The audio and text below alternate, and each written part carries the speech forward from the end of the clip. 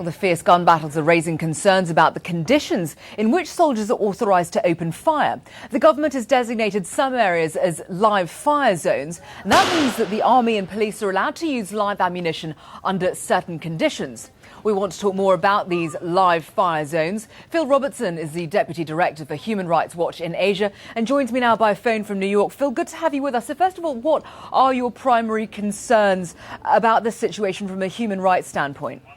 Well, we're very concerned about these rapidly climbing casualties. Right now we have about 36 killed, over 240 wounded, and many of these people are civilians. We're very concerned that both of the sides, both the Army and the Red Shirts, are in denial and digging in, and we think this is very dangerous. We've said publicly that we think that the Thai government really needs to operate with care here. I've spent a lot of time in Bangkok. I know these areas well, and they're crowded residential areas. They're densely populated neighborhoods, and it's not just protesters in there. This is one of the reasons we're particularly worried about these live fire zones, because we're worried that it's going to move increasingly towards a free fire zone mentality amongst the soldiers. That's a very, very significant concern for us.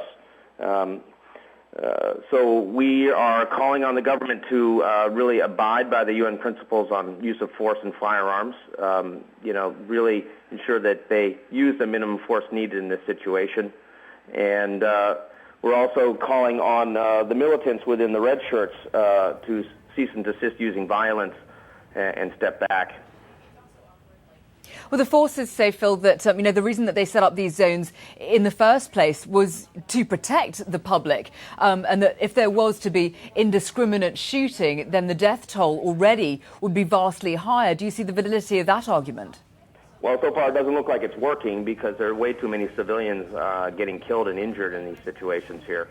We're concerned. Let's be clear. There are militants on both sides. There's militants amongst the Red Shirts, but then, of course, there's the Army, which we're worried about needs to be really sort of kept in control and ensure that, when they're talking about targeting terrorists, they're not targeting ordinary citizens. Phil, good to get your views on this. Do appreciate your time today. Phil Robertson there of Human Rights Watch in Asia.